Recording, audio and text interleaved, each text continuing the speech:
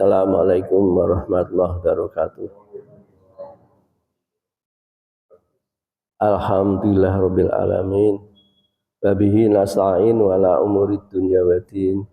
Wassalatu wassalamu asrafil anbiya wal mursalin. Sayyidina wa maulana Muhammadin sallallahu alaihi wasallam wa ala alihi washabihi ajmain. Wa ala tabi'ina wa tabi'ahum wa man tabi'ahum bi ihsanin ila yaumiddin.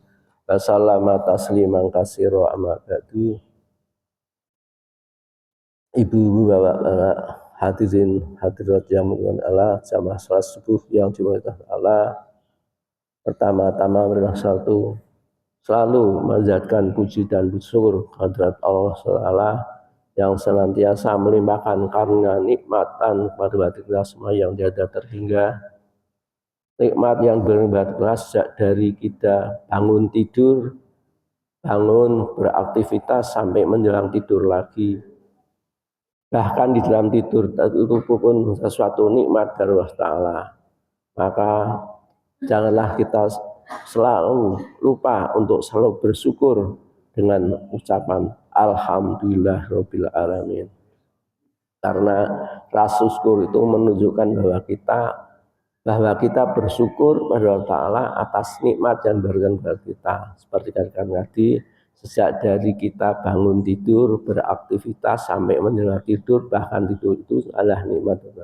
Betapa besar nikmatnya Allah Subhanahu wa taala memberikan kenikmatan kita sampai Allah berkata, "Fa in ta'udu nikmatallahi tuhsuha." Seandainya kamu menghitung-hitung berapa beratnya kenikmatan kamu yang berkenan Allah kepada kamu, maka kamu akan tidak bisa menghitungnya karena begitu luasnya, begitu banyak, begitu macam-macamnya nikmat yang diberikan.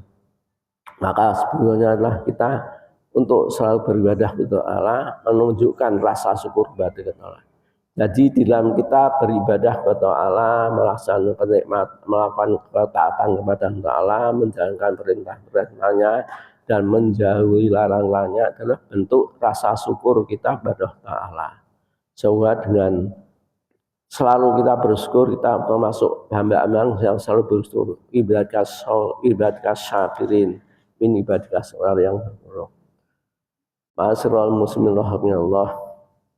Di dalam perjalanan kehidupan kita, sejak dari kita anak-anak, saya ingat kita kapan kita paling kita mengingat kita sewaktu-waktu kecil, ya kalau kita bisa mengingat-ingat, kita mengetahui sendiri kehadiran dari anak-anak kita, kelahiran dari cucu kita, bahkan sampai cucu cicit kita, itulah kehidupan dari kita ya. Begitu kita dilahirkan dari Allah, Allahu azzukum min butunikum la ta'mu say'a sumajam sam'a wal absar wa afidah la'alakum tashkurun. Allah yang mengeluarkan kamu semua dari perut ibumu, kemudian diberi Allah penglihatan, pendengaran, penglihatan dan juga akal agar kamu bersyukur. Itulah dengan kita menyaksikan sendiri kehadiran anak-anak kita, kehadiran cucu-cucu kita, bahwa kalau gitu kita semua itu diharikan jodoh itu dari seorang bayi yang tidak berdaya apa-apa, begitu lahir nangis senger-senger, kalau tidak diupokoro, tidak dipelihara dengan seorang kasih sayang seorang ibu, kita menjadi manusia seperti kita sekarang ini. Maka bentuk rasa sayang dari Allah SWT sudah dipersiapkan untuk kita rezeki sejak kita di dalam rahim. Allah sudah merizki kehidupan dari seorang bayi, dari pertemuan antara sel telur dan sperma, maka begitu Allah selalu memberikan rezeki sampai menjadi janin berumur 40 hari, kemudian 40 hari lagi Allah menerangkan bahwa kita dijadikan dari nitfah, kemudian dari alqah menjadi mudghah, kemudian seperti diberitakan dalam surat Al-Mu'minun kan gitu. Allah menciptakan kita dari rahim seorang ibu, dari seorang nutfah, mudghah, alaqatan, summa khalqan aror, fataqarwa khalqul khaliqin. Begitulah kehidupan manusia. Jadi kita di dalam lahir berkembang, kemudian akhirnya menjadi segumpal darah, sebelum menjadi daging, kemudian menjadi tulang ditumpul dengan daging lagi, kemudian diakhirkan menjadi manusia yang lain, kemudian dilahirkan dengan Allah dengan bekal kita diberi. Namun sebelum ruh itu dimasukkan ke dalam janin setiap rahim dalam saraf ibu, Allah berfirman, alastu birokum, pada para ruh itu, qalu bala sahidna. Para ruh pun sudah dijanji oleh Allah. Apakah kamu mengetahui, bersaksi bahwa aku Allah itu Tuhanmu? Para ruh pun berkata, qalu sahidna, mereka berkata, sahidna, sandika kami menyaksikan. Kemudian roh pun dimasukkan, kemudian lahir menjadi seorang bayi. Bayi itu karena sesayang dari Allah di rumah atau dipelihara seorang ibu dengan diberi ASI, kemudian akhirnya berkembang yang sudah jadi dari bayi menjadi balita menjadi anak-anak menjadi remaja menjadi dewasa, akhirnya menjadi manusia yang dewasa. Kemudian dia ditakdirkan Allah bisa berjodoh, akhirnya kemudian menjadi manusia yang dewasa, dan dari perjodohan Allah menurunkan keturunan sebagai manusia sekarang menjadi sekian banyaknya. Padahal dulu manusia diciptakan hanya sepasang, Nabi Allah Adam dan istrinya Hawa. Dari duanya itulah kemudian manusia berkembang sampai sekian ini banyaknya, tidak terhingga kita. Itulah yang diciptakan Allah, kita saksikan, kita sendiri, dan kita mendapatkan berita-berita dari ayat-ayat Allah Subhanahu wa taala yang diberikan kepada Nabi Muhammad SAW, yang akhirnya sampai ayat itu kepada kita. Maka Allah berfirman, ya ayyuhalladzina amanu taqullaha wal tandur nafsum ma qaddamat lighad wattaqullah innahu khabirum bima ta'malun. Wahai orang-orang yang beriman, perhatikanlah diri kalian sekalian, war tandur nasun ma qaddamat lighad, apa yang kamu kerjakan sekarang, apa yang kamu usahakan sekarang, maqaddamat lighad, untuk yang akan datang. Bahwa kita dilahirkan sebagai manusia di dunia ini tidak ada lain bahwa sesungguhnya kita itu manusia yang tadinya akhir didesain oleh diciptakan Allah untuk menjadi ahli surganya Allah Ta'ala. Maqaddamat lighad. Maka Allah Subhanahu wa taala menciptakan manusia. Begitu diciptakan manusia tidak dibiarkan begitu saja, namun Allah memberikan tuntunan, berikan wahyu, pengetahuan bagaimana agar manusia itu bisa mengetahui jati dirinya dan apa tujuan maksud dari Allah menciptakan manusia di dunia ini. Melalui nabi-nabinya yang diberikan wahyu oleh Ta'ala, Allah SWT menuntun kita bahwa kita diciptakan manusia wa ma khalaqtul jinna wal insa illa liya'budun. Bila diciptakan oleh jin dan manusia kecuali untuk beribadah padanya. Beribadah dalam arti ialah kita menyembah kepada Allah Ta'ala, kita menuruti apa yang diperintahkannya dan menjauhi larang-larangannya, serta kita berarti diciptakan untuk selalu beribadah, menuruti atau mentaati apa menjadi aturan-aturan yang ditetapkan oleh Allah Ta'ala. Kita sejak dari lahir, dari anak-anak, kemudian jadi dewasa, ada anak-anak, sudah mendapatkan pendidikan dari orang-orang tua kita. Maka seorang tua ialah madrasatul ula bagi anak-anaknya.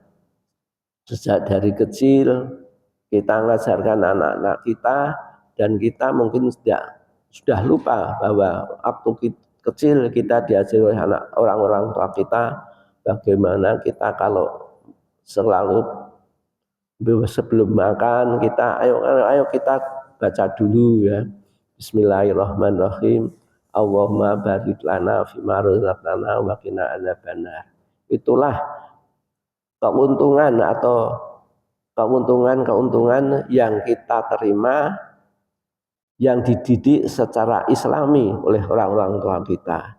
Demikian pula anak-anak kita, cucu-cucu kita ajari secara islami ajaran-ajaran agar kita, anak-anak kita, bagaimana kita diajarkan sejak dari dini mengenal adanya Allah Subhanahu wa taala yang memberi rizki, yang memberi kehidupan kita sehingga kita menjadi manusia seperti sekarang ini.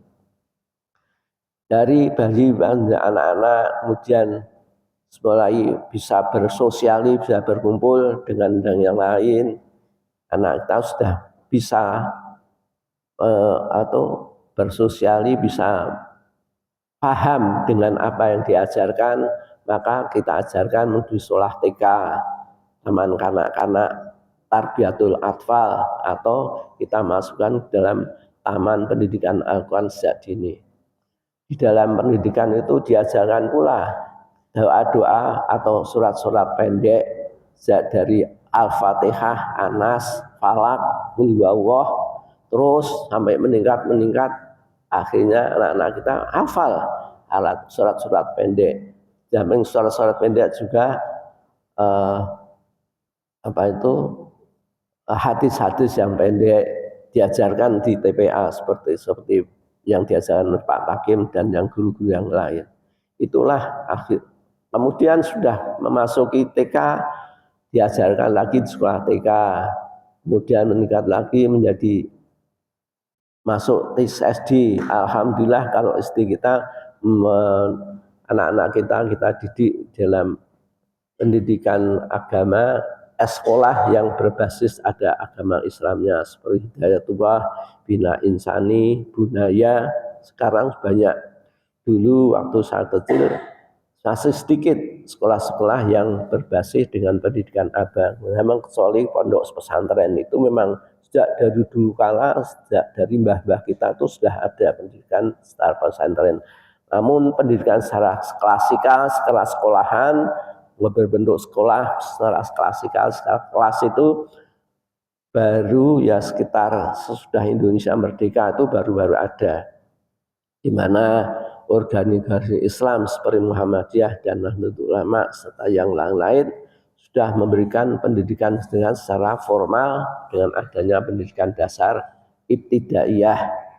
Kalau dulu setelah dari Departemen Agama ada ibtidaiyah, ada sanawiyah, ada aliyah, MAN, kemudian diteruskan dengan pendidikan tinggi seperti IAIN atau Institut Agama Islam Negeri. Namun sekarang perkembangannya lain, IAIN juga menjadi UIN dan yang sebagainya. Itulah jenjang-jenjang pendidikan yang secara formal kita bisa melalui pendidikan itu, namun syarat informal pendidikan itu bisa diajarkan lewat tablik, lewat pengajian seperti ini. Jadi pendidikan agama itu ialah pendidikan yang harus kita tempuh sejak dari awal manusia masih di buayan sampai ke liang laut. Ut'ul ilma minal hadi ilalahdi, carilah ilmu sejak dari buayan sampai menuju liang lahat. Tanpa kita sadari, namun kita menyaksikan sendiri bahwa pendidikan itu yang kita terima sejak dari buayan. Kita sudah tidak ingat lagi mungkin waktu di buayan seorang ibu, di buayan digendongan seorang ibu selalu, kalau dulu itu waktu saya kecil, juga saya waktu kecil itu masih ingat betul bahwa seorang ibu itu membuai anak-anaknya tuh dengan bacaan sholawat, dengan bacaan dzikir, dengan bacaan yang mengajarkan tentang keimanan dan tentang dzikir kepada Allah Ta'ala. Namun Ramadan zaman selalu berubah, maka seorang ibu dalam menabubukkan putra-putrinya menjelang zuhur, ada yang masih menggunakan metode pendidikan seperti zaman dulu dengan bacaan zikir, dengan bacaan sholawat, namun ada pula yang sudah terkontaminasi dengan perkembangan zaman. Karena perkembangan zaman Indonesia, terutama setelah adanya penjajah itu ialah terutama dari Belanda, karena Indonesia itu kita tahu sendiri dari bersejarah dijajah oleh bangsa-bangsa lain, adanya kebudayaan lain sehingga ajaran-ajaran dari Belanda itu akhirnya masuk ke dalam Indonesia sehingga mengaruhi kita semua. Taruh dulunya seorang ibu, seorang bapak di dalam meninabukan putra-putrinya dengan bacaan dzikir dan bacaan sholawat, maka akhirnya dengan ganti-ganti dengan nyanyian seperti Nina Bubu ya, Nina Bubu, oh Nina Bubu, itu melupakan seperti karena. Namun alhamdulillah kita masih bisa menyaksikan sendiri bahwa cucu-cucu kita diajarkan oleh anak kita untuk selalu tentang keimanan dan beribadah kepada Allah. Sebelum tidur tetap diingatkan, kita kalau mau tidur baca doanya, nah, anak-anak kita pasti tahu. Bismillahirrahmanirrahim. Bismika Allahumma ahya wa bismika amut. Bismika Allahumma ahya. Dengan nama Allah kami kami dihidupkan dan dimatikan. Namun itu belum waktu kita anak-anak diajarkan itu belum tahu maksudnya Bismillahirrahmanirrahim, belum tahu. Namun setelah dia makin dewasa, makin tua, apalagi kalau sering mengikuti pengajian tausiah itu mendapatkan tambahan ilmu dari seorang mubarik, dari penceramah. Bismillahirrahmanirrahim adalah bismillah dengan nama Allah yang menghidupkan dan mematikan. Karena Allah itulah yang menghidupkan dan mematikan kita. Jadi kita anak-anak kita diberi pendidikan keimanan, ketauhidan adanya Allah Subhanahu wa taala. Allah yang satu, Allah yang ahad. Qul huwallahu ahad, Allahus samad. Lam yalid wa lam yulad wa lam yakul lahu kufuwan ahad. Katakanlah Muhammad, Allah itu satu, Allah yang tidak beranak dan tidak berangan, tidak ada yang menyamai kekuasaannya. Itulah yang kita hakikati, kita imani sejak dari anak-anak sampai hingga tua, dan adalah keimanan tentang ketauhidan itu kita jaga, kita pertahankan terus sehingga sampai akhir hajat, sampai akhirnya ajal menjelang ajal kita akan diambilnya nyawa oleh malaikat Jibril, kita masih bisa mengucapkan la ilaha illallah, la ilaha illallah, kalimat akhir. Barang siapa mengucapkan kalimat akhir la ilaha illallah dakhala jannah, Allah memberikan balasan, kepastian akan masuk dalam surganya Allah Ta'ala. Semoga kita dengan ketemuan kita sejak dari masih menjadi anak-anak sampai menjadi dewasa sampai tua kita selalu mengucapkan kalimat tahlil la ilaha illallah, dengan demikian kita terpatri di dalam sanubari kita kalimat tauhid ini, yang akhirnya kita bisa mengucapkan kalimat la ilaha di akhir hayat kita. Karena kalimat yang paling utama, yang bisa menjadikan kita masuk surga kalimat la ilaha illallah. Masyarul muslimin rahmatullah.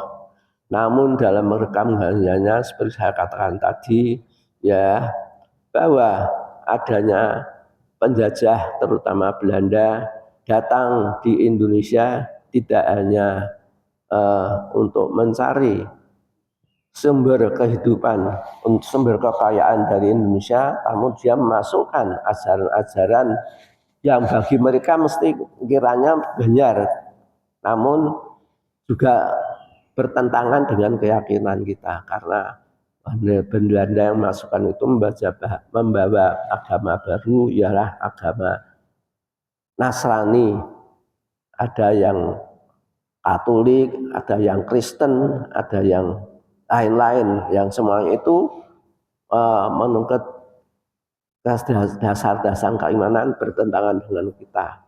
Seperti kalau kita akan mengatakan bahwa Qul huwallahu ahad, Allahu samad, lam yalid wa lam yulad, lam yakul lahu ahad. Namun dalam ajaran Katolik, Al-Nasrani dan yang sejenisnya yang Nasrani itu mengajarkan bahwa Nabi Isa alaihissalam itulah sebagai anak dari Tuhan. Ada yang mengatakan Tuhan itu tiga, Tritunggal, tiga yang satu, satu yang tiga. Saya sendiri jadi tidak tahu, karena namun berita itu kan kita tahu. Berita itu kita dapatkan, kita sudah sedikit tahu tentang ajaran-ajaran bahwa mereka menganggap bahwa Nabi Isa adalah sebagai anak Tuhan. Maka namun alhamdulillah kita yang saat ini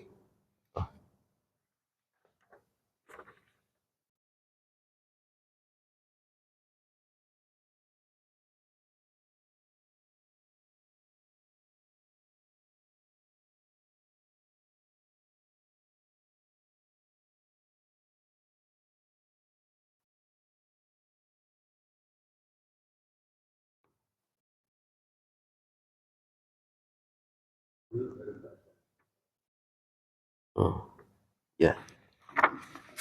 Nah, itulah yang diberitakan. Maka marilah kita jaga keimanan kita, bahwa kita beriman kepada Allah yang satu. Maka di dalam sholat kita selalu berdoa kepada Allah. Dalam Al-Fatihah dikatakan kita ada yang ayat berbunyi ihdinas siratal mustaqim siratal ladzina an'amta alaihim ghairil maghdubi alaihim waladdallin. Ya Allah, tunjukkan kami jalan yang lurus, jalan yang telah memberikan kepada mereka yang Kau beri kenikmatan, dan bukan jalan mereka yang Kau sesatkan. Mengapa kita kok selalu mohon petunjuk dan ihdinas siratal mustaqim? Karena manusia itu manusia yang lemah dalam fisik, lemah dalam keimanan, dan lemah dalam menjaga hati.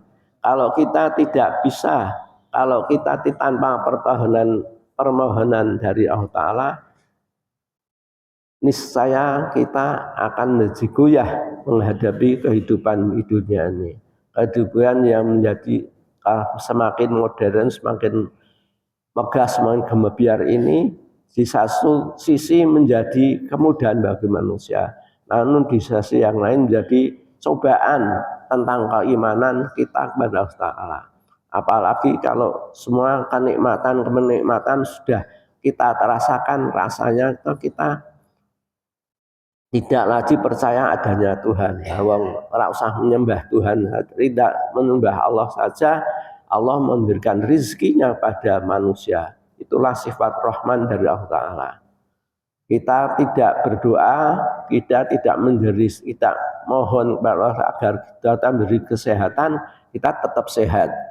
Kita bambung saja ya.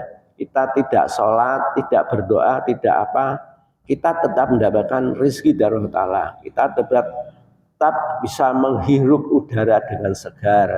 Kita dapat makan dengan makanan-makanan walaupun kita tidak mohon pada Allah Ta'ala.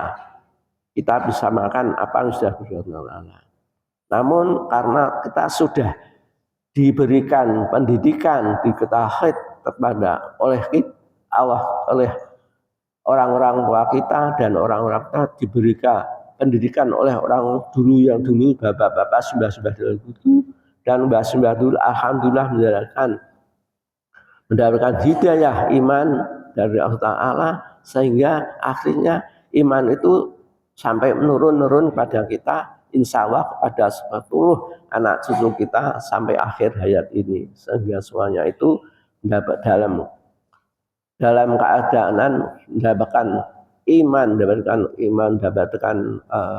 iman sehingga tetap menyembah kepada Allah Ta'ala sebagaimana kita menyembah Allah, sebagaimana orang-orang tua kita dulu menyembah kepada Allah Ta'ala, seperti Nabi Ayub.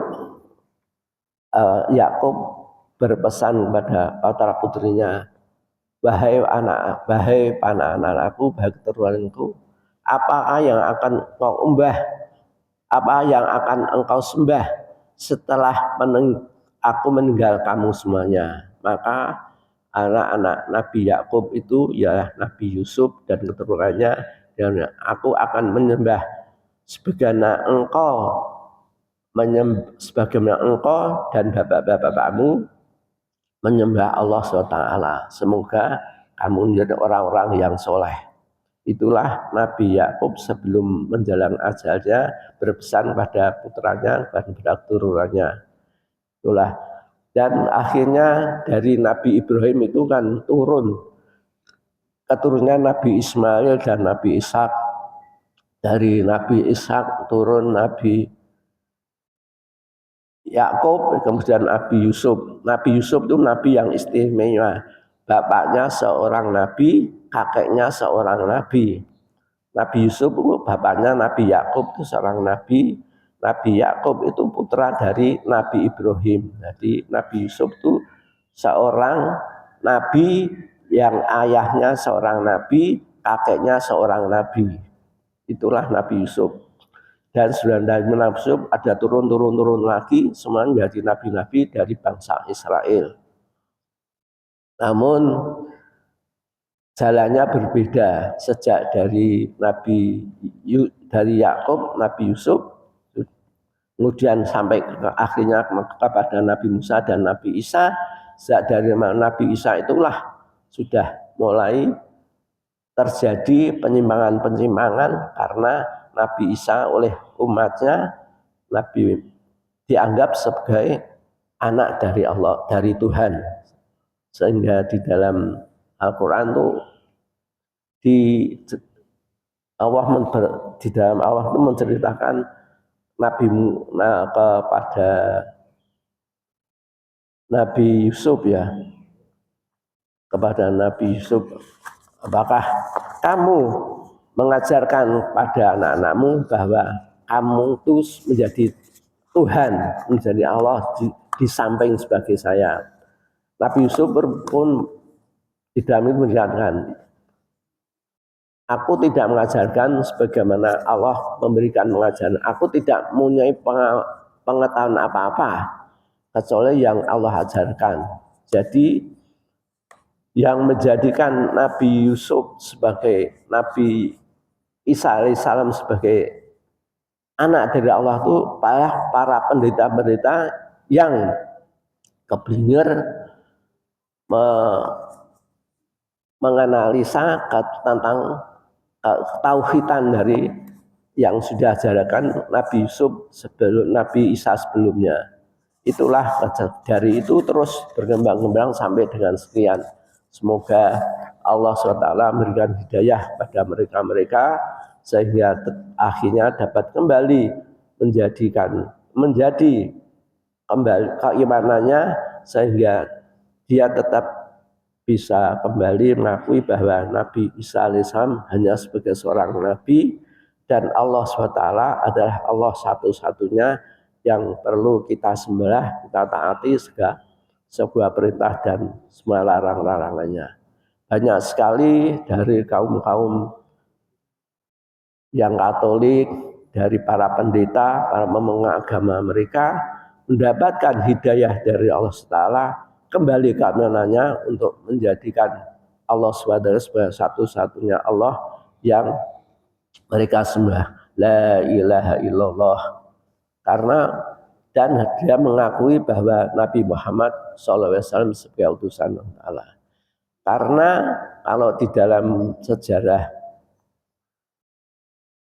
Ya kalau memang itu kalau kita sering, mungkin bapak-bapak juga sering masih pernah membaca Bible, membaca buku-buku agama Katolik itu ya, memang itu mengajarkan demikian itu memang dari dulu-dulunya kan gitu.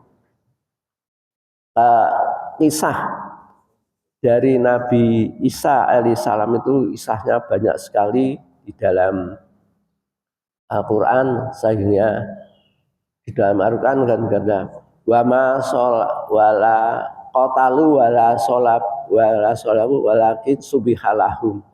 Allah itu tidak membunuh mereka, itu parum kaum Yahudi tidak membunuh Nabi Isa, tidak menyalib Nabi Musa, namun Allah memberikan menyerukan seseorang sebagai manusia, sebagai Nabi Isa, sehingga yang diserukan sebagai Nabi Isa itulah yang dibunuh, yang disalib. Wa ma qatalu wa ma salabu wa ma irsubihalahum. Allah yang menjadikan namun Allah memberikan memberikan hati mereka keyakinan bahwa yang dibunuh dan disalib itu adalah Nabi Isa alaihissalam. Itu di dalam Al-Quran nanti diceritakan demikian itu. Maka alhamdulillah kita karena sejak dulu jarak kecil kita sudah dididik untuk mengesahkan Allah Ta'ala, dan sampai besar kita konsisten untuk menjalankan perintah agamanya, kita melantangkan kalimat tauhid la ilaha illallah, maka sampai dengan detik ini dan insya Allah sampai akhir ajal menyebut kita semua tetap dalam meyakini bahwa la ilaha illallah Muhammadur Rasulullah adalah kalimat yang terakhir yang bisa kita ucapkan. Karena itu, bapak-bapak sekalian, marilah kita selalu menjaga diri kita, keimanan kita, akhir kita akan selalu mengisahkan Allah Ta'ala. Dengan apa? Dengan menjalankan perintah-perintah Allah. Kita mengetahui dengan pendidikan dan apa yang kita pelajari, kita baca Al-Quran, kita baca artinya, kita tahu bahwa apa yang diperintahkan Allah seperti sholat, puasa, zakat, haji, umroh, bersedekah, menghormati orang tua, menjauhkan orang tua, menyayangi anak-anak, ada semua perintah-perintah dari Allah Ta'ala. Ada di dalam ayat itu, ya, seperti kita harus menghormati orang tua, sama Allah kan sudah dalam surat Isra bahwa manusia itu pasti akan menjadi tua, dan kita akan menjadikan kita pun saat ini sudah menjadi tua. Anak-anak diberi tua, janganlah kamu membantah kedua orang tua, berkata itu ya pun jangan, namun berkatalah dengan qaulan karima, dengan kata yang lembut, yang menghormati orang tua itu. Kita sebagai orang tua yang saat ini, kalau kita masih menyayangi orang tua, pasti akan hormat dan khidmat kepada orang tua kita. Anak-anak kita juga hormat dan berkhidmat pada kita, menghormati kita, menjaga kita, selalu mendoakan kita. Rabbi firli waliyal walidah warhamma kama rabbayana shaghira. Kita diajarkan untuk berdoa, untuk meminta ampun untuk diri kita sendiri dan untuk kedua orang tua. Rabbi firli wali walidiyya warhamhuma kama rabbayana. Dan berikanlah orang tua kami sebagaimana mereka memelihara kami waktu kecil. Itulah doa-doa yang sering kita berikan.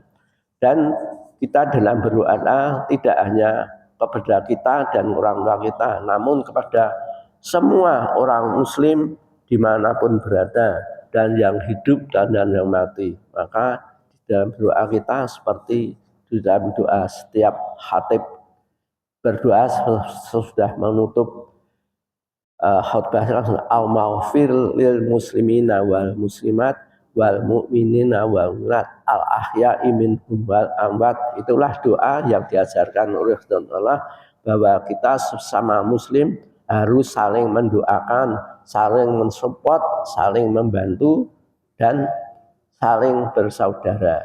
Kita tidak, kalau kita berdoa ya pertama kita berdoa untuk diri sendiri. Allahumma firli, Rabbi firli, warhamni, wajibuni. Itu ada doa untuk dirinya sendiri. Namun di dalam doa-doa yang walaupun namun akhirnya kan kita doa untuk banyak manusia. Rabbana fir lana wa li ikhwanina alladzina sabaquna bil iman wala taj'al fi qulubina ghillan lil ladzina amanu Rabbana fir lana, ya Allah ampunilah mereka, Rabbana wa li ikhwanina alladzina sabaquna, pada orang-orang teman-teman kita yang seiman yang sudah berjuang di dalam menegakkan kalimat Allah. Kita semua itu berjuang, kita bersama-sama menjadi bersama ini, kita salah berjuang untuk menegakkan kekuatan keimanan diri kita masing-masing. Dengan berjamaah kita berjuang bersama-sama untuk menegakkan kalimat Allah, menegakkan kalimatullah, karena dengan berjamaah kita sesuatu yang berat menjadi ringan. Kita membangun masjid yang megah ini tanpa kebersamaan tidak bisa. Kita tidak bisa seorang yang mengerjakan sendiri, tidak bisa. Pasti memerlukan bantuan orang lain. Di dalam kehidupan keluarga tangga sendiri pun kita tidak bisa mengandalkan kekuatan diri kita sendiri. Pasti membutuhkan bantuan tetangga, membantuan saudara, dan orang-orang lain. Itulah kebersamaan kita, karena kita sebagai manusia adalah manusia sosial, manusia yang perlu bantuan kerjasama dengan orang yang lain. Semoga dengan kita menjaga kebersamaan kita, ukhuwah Islamah kita, menguatkan kita satu sama lain sampai akhir hayat kita. Bapak-bapak, Ibu sekalian, ini sebelum kami menutup acara tausiah pagi ini, ada permohonan doa dari Bapak Ridwan. Bapak Ridwan itu siapa? Saya tidak tahu. Mungkin baru tahu ini namanya, orangnya sudah tahu, baru tahu bahwa ini Pak Ridwan. Mohon depan saya akan melakukan tindakan lagi operasi kedua untuk mata pasien Tuan Ridwan. Mohon doanya semoga Allah memberikan kelancaran, memudahkan tangan saya saat operasi, dan semoga kondisi dalam mata pasien masih baik, masih baik, sehingga tindakan bisa berjalan dengan lancar dan memberikan hasil yang baik. Oh, ini dari dokter Seja SPM spesialis mata. Dia mohon doa dari bapak-bapak dan ibu sekalian, karena dokter Tejo SPM akan mengoperasi pasiennya yang namanya Tuan Ridwan. Marilah kita doa bersama. Kita doakan semoga Bapak Dokter Seja atau saya ini namanya SPM. Kita awali dengan Al-Fatihah. A'udzubillahiminasyaitonirrajim. Bismillahirrahmanirrahim. Alhamdulillahirrahmanirrahim. Ar-Rahmanirrahim. Maliki yaumiddin. Iyyaka na'budu wa iyyaka nasta'in. Shiratal mustaqim. Shiratal ladzina an'amta 'alaihim ghairil maghdubi 'alaihim waladdallin. Amin. Bismillahirrahmanirrahim. Allahumma sholli ala sayyidina Muhammad wa ala ali sayyidina Muhammad sayyidil awwalina wal akhirina wa sallim wa tabaraka wa ta'ala.